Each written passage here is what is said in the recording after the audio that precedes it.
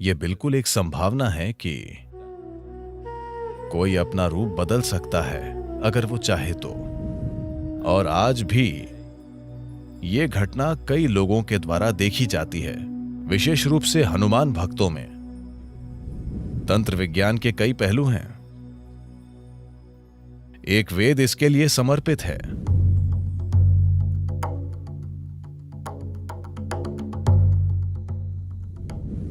बचपन से ही मैंने हनुमान के बारे में सुना है। किस बारे में? हनुमान। हनुमान। मैंने ऐसा सुना है कि हनुमान जब चाहे विशाल रूप धारण कर लेते थे, वो उड़ा करते थे, वो बहुत छोटे भी बन जाते थे, जैसे वो अपने शरीर को बहुत छोटा कर लेते थे। क्या ये सच था या केवल कोई कल्पना थी, या कोई प्रतीक, या वैसा कुछ था? धन्यवाद। किसी व्यक्ति का छोटा या बड़ा होना या उड़ना या कुछ और करना, क्या ऐसी संभावना है? संभावना बिल्कुल है। ये हकीकत है। ऐसा इस देश में, इस संस्कृति में काफी प्रचलित था, लेकिन इसे अच्छा नहीं माना जाता था।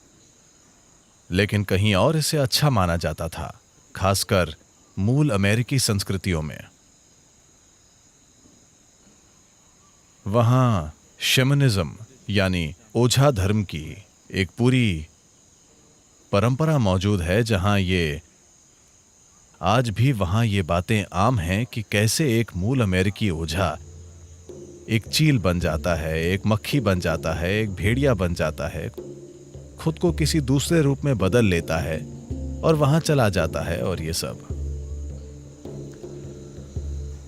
So these are not just stories, it is very much a possibility. तो ये सिर्फ कहानियां नहीं हैं, ये बिल्कुल एक संभावना है कि कोई अपना रूप बदल सकता है अगर वो चाहे तो। ध्यान लिंग में एक पैनल है जहां किसी ने खुद को एक ऐसे रूप में रूपांतरित किया था जो किसी दूसरे व्यक्ति के लिए मायने रखता था। क्या आपने देखा है?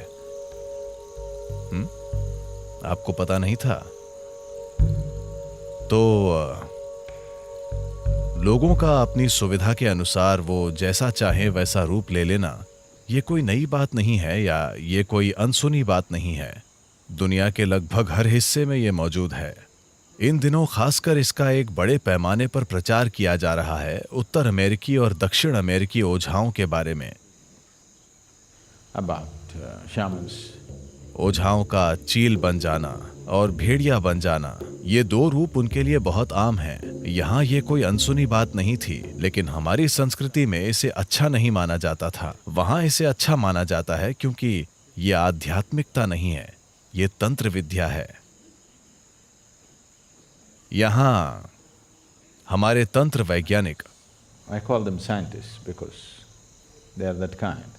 मैं उन्हें वैज्ञानिक इसीलिए कहता हूं क्योंकि वे उसी तरह के हैं। वे खुद को पक्षी या जानवर में बदलने की तकलीफ नहीं उठाते क्योंकि इसमें खतरा है। एक सुंदर कहानी है जिसमें उस ऋषि का क्या नाम है जिन्होंने निगल लिया था? क्या आप जानते हैं मैं किसकी बात कर रहा हूं? अश्विनी कुमार, और वो उनके पास कुछ सीखने गए थे। शुक्लाचार्य। हाँ, क्या उन्होंने घोड़े का रूप ले लिया था? अश्विनी कुमारों ने घोड़े का रूप ले लिया था और उन्होंने क्या निगल लिया था? शुक्लाचार्य को, मेरे ख्याल से। तो एक पूरी बड़ी कहानी है जो शायद महाभारत का ही एक हिस्सा है। ये कृष्ण अवतार से जुड़ी कहानी ज्यादा है।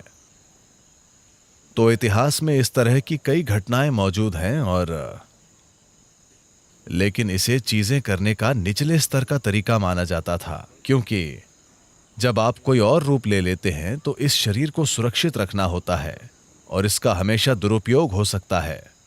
तो ऐसी घटनाएं हुई हैं जहां किसी ने अपने शरीर को थोड़ी सुरक्षा के साथ वहां छोड़ दिया, और मान लीजिए वो एक चील बन गए और कुछ समय के लिए उड़ते रहे, लेकिन जब वो चील वापस आई तो शरीर वहां नहीं था। तो अब वो चील क्या करेगी? चील आकर यहां बैठती है और कहती है, मैं एक योगी हूं। दयनीय स्थिति है ना।